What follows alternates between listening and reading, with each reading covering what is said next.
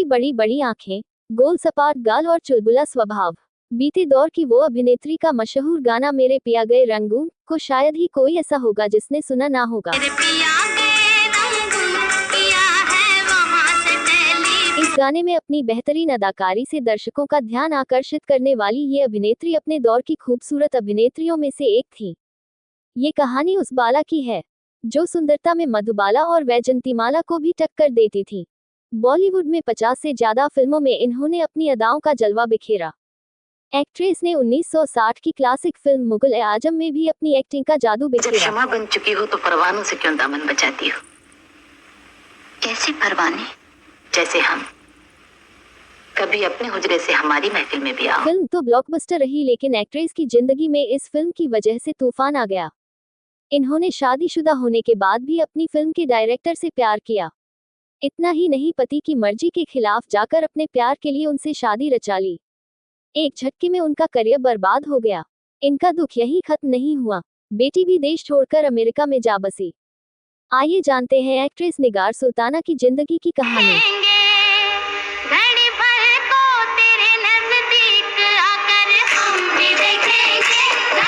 1960 में भारतीय सिनेमा की कल्ट क्लासिक फिल्म मुगल-ए-आजम आई थी। इस फिल्म में खूबसूरत एक्ट्रेस मधुबाला ने अनारकली का रोल निभाया था।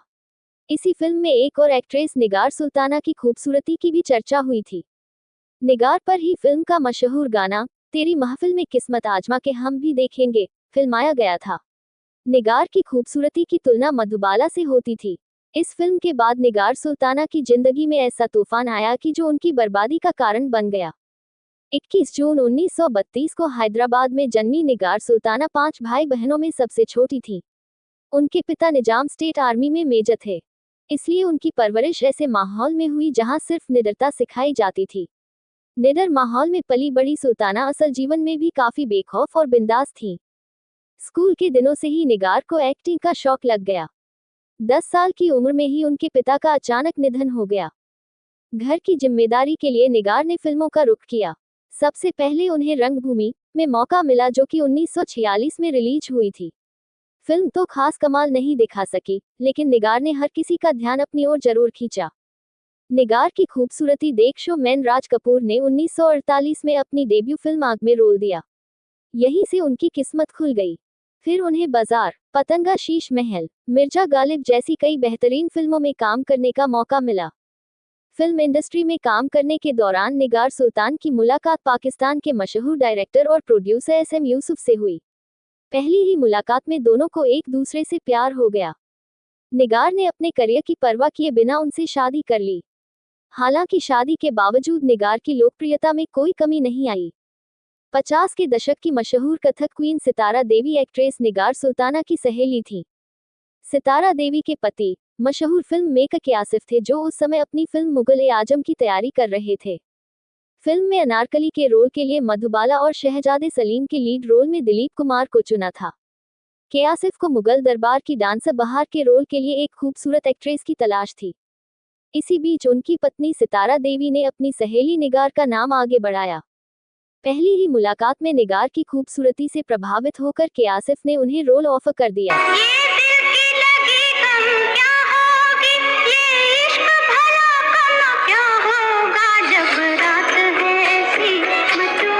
किरदार को पाकर जहां निगार काफी खुश थी, तो वहीं उनके पति यूसुफ इसके सख्त खिलाफ थे। दरअसल निगार के पति के आसिफ के रंगीन मिजाज से वाकिफ थे। ऐसे में वह नहीं चाहते थे कि उनकी पत्नी के आसिफ की इस फिल्म में काम करें। मुगल-ए-आजम में उनके इस किरदार को लेकर पति पत्नी के बीच काफी मनमुटाव पैदा हो गया था। हालांकि निगार इस बात से भली भांति परिचित थी कि अगर वह इस फिल्म को करती है तो उनका करियर बुलंदियों पर पहुंच सकता है। ऐसे में उन्होंने पति के खिलाफ जाकर इस किरदार को हर कीमत में करने का इरादा बना लिया। निगार अपने इस फैसले पर इस तरह अडिग रही कि पति यूसुफ से तलाक देने के बाद भी वह टस से मस नहीं हुई। लेकिन इस फिल्म के साथ ही उनकी किस्मत उनसे रूठ गई। फिल्म मुगल-ए-आजम की शूटिंग के दौरान वही हुआ जिसका उनके पूर्व पति यूसुफ को डर था। आसिफ के काम को लेकर जुनून पर निगार अपना दिल हार बैठी और आसिफ के आसपास ही रहने लगी। वहीं के आसिफ भी निगार की खूबसूरत अदाओं पर फिदा हो चुके थे। ऐसे में दोनों ने फिल्म की शूटिंग पूरी होने से पहले ही शादी कर ली। उस समय के आसिफ पहले से ही शादीशुदा थे। उनकी पत्नी का नाम सितारा था। अपने रंगीन मिजाज के लिए मशहूर के आसिफ ने पहली पत्नी से बिना पूछे और तलाक लिए बिना ही निगार से शादी कर ली। बाद में उन्होंने ऐसा ही निगार के साथ किया जब आसिफ ने बिना किसी खबर के दिलीप कुमार की बहन अख्तर से निकाह किया। हालांकि शुरू से ही बेखौफ माहौल में रही निगार, सितारा की तरह चुप नहीं रही और उन्होंने इस मामले में अपनी आवाज बुलंद की। दिल से भुला दो तुम हमें, हम ना तुम्हें भुला। अख्तर से शादी के बाद बिगड़ते माहौल को देख आसिफ ने निगार को तलाक दे दिया, लेकिन अभिनेत्री ने इसके बाद भी हार नहीं मानी और उन्होंने आसिफ के खिलाफ अदालत में शिकायत भी दर्ज करा दी। केस दर्ज कराते हुए निगार ने दलील दी थी कि सितारा के रहते आसिफ ने मुझसे शादी की और मेरे रहते अख्तर से। उन्होंने दोनों बार ही बिना किसी की इजाजत से शादी की है, जो गैरकानूनी है। आसिफ को गुनहगार ठहराने वाला यह मामला अदालत में लंबे समय तक चलता रहा। बाद में आसिफ के निधन के बाद निगार को उनकी संपत्ति में हिस्सा लेने के लिए भी काफी कठिनाइयों का सामना करना पड़ा। अपने और अपने बच्चों की हक की जारी इस लड़ाई के लिए उन्होंने कई मुकदमे भी दायर किए। कानूनी दांवपेच में फंसी निगार ने 70 के दशक तक फिल्मों में काम किया और बाद में एक फर्नीचर की दुकान खोल ली। आसिफ और निगार के 2 बच्चे थे, जबकि पहले पति से उन्हें बेटी ही ना हुई थी। निगार ने काफी संघर्षों से अपने तीनों बच्चों का पालन पोषण किया।